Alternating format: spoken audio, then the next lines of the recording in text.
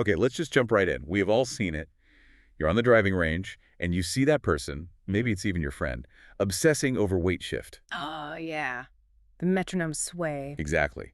They're swaying back and forth, trying so hard to load up the right side, but you can just tell the ball's going absolutely nowhere. And the harder they try to consciously feel that weight moving, the worse their contact gets. They end up swaying, getting stuck behind the ball, and they're just lost. No power. Right.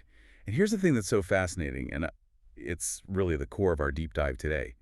What they feel is a huge shift is, well, it's often completely ineffective. Or worse, it's a power leak. It's a sway that just breaks the entire kinetic chain. Which is why we're going to talk about the invisible engine of the swing. We have a whole stack of biomechanics journals and some really dense force plate data to go through. Yeah, we're not really talking about weight today, not in the way people think. We're talking about center of pressure, or COP for short.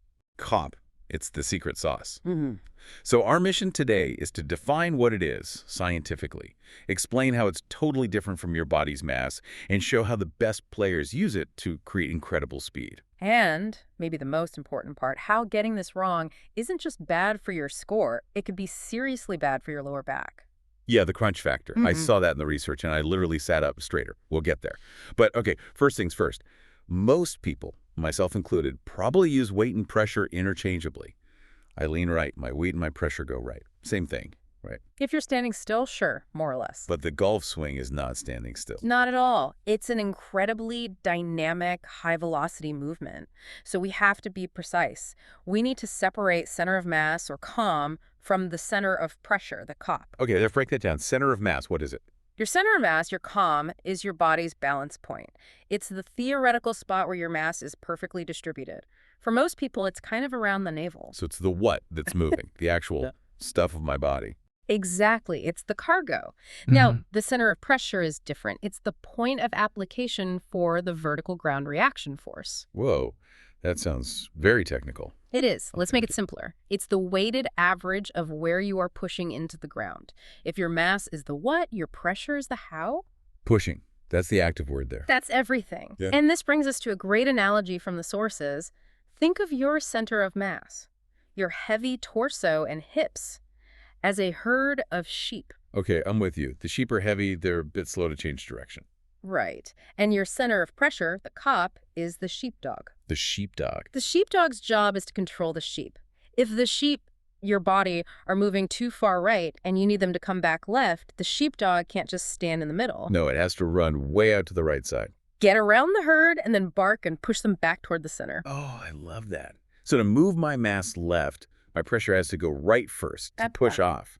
Precisely. Your nervous system uses the sheepdog, the pressure, to manipulate the sheep, the mass. The pressure trace moves faster and further than the mass ever does. So that golfer swaying at the range. Yeah. We're seeing the sheep wandering off. A pro, though, the force plates would see their sheepdog just sprinting back and forth to keep things efficient and powerful. That's a perfect way to put it. And there's another layer here. Magnitude. Your weight is what it is. It's constant. Yeah, I'm not suddenly 400 pounds in my backswing. But your pressure can be. The research talks about stamping or crushing a can. You aren't heavier, but you're using your muscles to push down hard. How hard are we talking? The vertical forces can spike to 1.5 to even 2.5 times a golfer's body weight. Wow. So a 180-pound golfer could be putting, what, over 400 pounds of force into the ground? For a brief moment, yes. And that's why it's pressure, not weight. Weight is passive. Pressure is a violent, active exchange with the planet. Okay, so we have the sheep and the sheepdog. We know we're pushing. Let's track this sheepdog. The sources use this P system to map it out, P1 to P10. Yes, it gives us a clear map of the pressure trace. So let's start at P1, address. The old wisdom I always heard was 50-50, perfectly balanced. A common myth. But the data on elite players, especially with irons, shows they often start with 55, maybe even 60% of their pressure on the lead foot. Really? Already leaning toward the target? Just slightly. Think about it.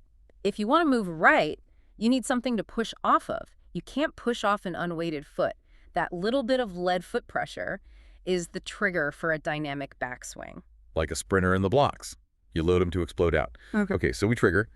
Backswing, P2 to P4. I assume the pressure goes to the trail foot now. It does. By the top of the swing, P4, elites have 70 to 80% of their pressure on that trail foot. But, and this is so important, it's where on the foot. Not the outside edge, I hope. Never the outside edge. That's a sway. You've lost containment. The sheepdog just ran off the property. The sheep have escaped? The oblique trace loads into the trail heel. That's what allows the hips to turn and get depth. If you stay on your toes, your hip just locks up. Okay, top of the swing, loaded into the trail heel. Now, the sources all talked about this magic move, the recentering. This is probably the single biggest separator between pros and amateurs in the data. Amateurs see the swing in two parts. Go back, stop, then go forward. It feels logical. Turn one way, then turn the other. It's logical, but it's also very slow.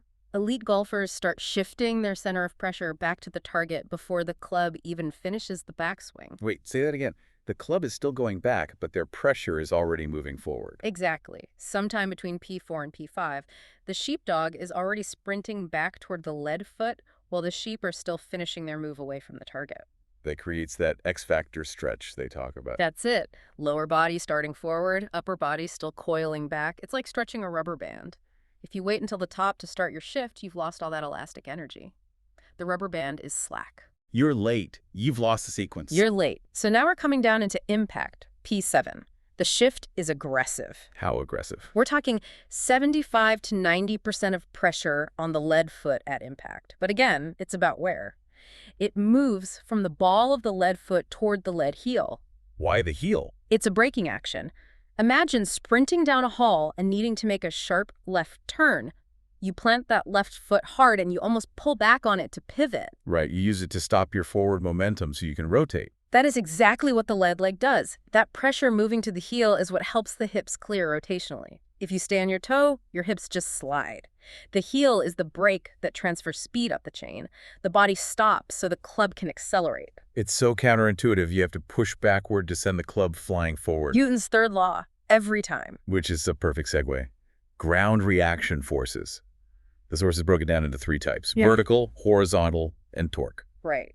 Action and reaction. You push on the ground pushes back on you. Let's start with vertical force. That's the jump, isn't it? Essentially, yes. It's a huge speed driver in the modern game. Long drive competitors are the extreme example. They push down so violently that the ground literally launches them into the air. I've seen those videos where their lead foot is completely off the ground at impact. That's called parametric acceleration. By straightening that lead leg so fast, they pull the club handle up. And because the club head is on the end of a lever, pulling the handle up makes the club head whip down and through with incredible speed. Like snapping a towel. You flick your hand up to make the end snap down. Perfect analogy. And the timing is critical. This force peaks around P6, when the lead arm is parallel to the ground in the downswing. So you jump before impact. You have to. The force has to come first, so the energy has time to travel up the kinetic chain. If you push at impact, the ball's already gone. Okay, that's vertical. What about horizontal? The shear force. That's the braking force we just talked about. The lead foot is pushing forward toward the target, which creates a reaction force that pushes the hip back and out of the way. And that creates the third force, torque. Exactly. Torque is a rotational force. It's a force couple. Your lead foot is pushing one way, your trail foot is pushing the other way. That scissoring action is what spins the pelvis. It's just wild. We think we're just swinging our arms, but our feet are performing this incredibly complex dance. The best golfers are masters of that dance. Now, what about different conditions? The research on slopes was really interesting. Very revealing. On any slope, your center of pressure naturally shifts about 9% closer to your lower foot. So on an uphill lie, my back foot is lower. Gravity is already pulling my pressure back there. Correct. Which makes it incredibly difficult to get the sheepdog over to the lead side. You get stuck. Which is why I tend to pull or hook those shots. Yeah. You hang back, the club face closes. That's a huge part of it, yes. You're fighting gravity just to stay balanced, let alone execute a proper pressure shift. In stance width, I saw that a wider stance can create more torque. It can. It gives you a wider base, a longer moment arm to create that rotational force couple. But there's a catch. Always a catch. You need the mobility to handle it. If your stance is too wide, you can't shift your pressure from one side to the other effectively. You get stuck in the middle. So it's a trade-off. Stability versus mobility. Always. Okay. I want to shift to the darker side of this, the crunch factor. This is so important. People think of golf as a gentle sport, but the forces on the lower back can be astronomical. And the research really pointed a finger at the modern swing, the whole X factor idea. For a long time, the ideal was to restrict your hip turn, but maximize your shoulder turn. Keep your lower body quiet. And I've heard that a million times. And biomechanically, the real danger is what the literature calls the crunch factor. It's the product of how fast you're rotating your trunk combined with how much you're bending it to the side. To the in and side bending at high speed. Yes. And this is where the center of pressure is everything. If a golfer fails to get their pressure to the lead side, if they hang back, they have a problem. The ball is up here, but their mass is back there. They have to reach for it. They have to crunch their right side, bending laterally in that reverse C shape just to make contact with the ball. And that crunch is happening at peak rotation speed. Exactly.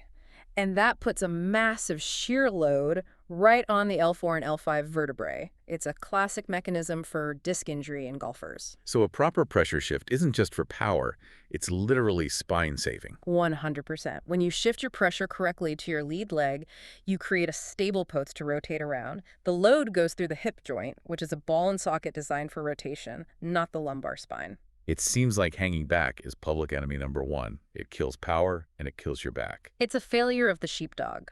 The pressure never got where it needed to go, and the body has to pay a steep price to compensate. So as we wrap this up, what's the big picture takeaway for everyone listening? It's that we spend too much time looking at static positions on video. An elite golf swing is a dynamic flow of forces. The positions are just the result of those forces. The forces create the positions, not the other way around. Exactly. And the center of pressure trace is the map of those forces. Understanding that map is understanding the swing's engine. It really changes how you watch a smooth swing. It looks effortless, but underneath the surface, at their feet, it's a violent battle with the ground. You can't fire a cannon from a canoe. They create that stability through pressure to unleash all that speed. So what?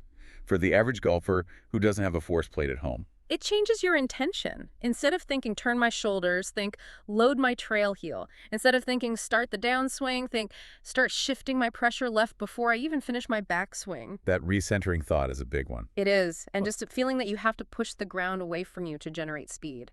I want to leave everyone with a final thought from the research that really stuck with me. It was about impact. The tug of war. Yeah. We see a pro holding a beautiful balanced finish, but at the moment of impact, the forces are insane. The club is pulling away from them with 100 pounds of centrifugal force, and they have to pull back with an equal 100 pounds just to hold on. It's a moment of violent equilibrium. They're anchoring themselves to the planet. So maybe the final thought is this. Next time you're on the tee, don't think about hitting the ball. Think about pushing the earth. If you can push the earth away from you effectively, the ball just gets in the way. That's the essence of it. Use the planet. It's the biggest, most stable thing you have.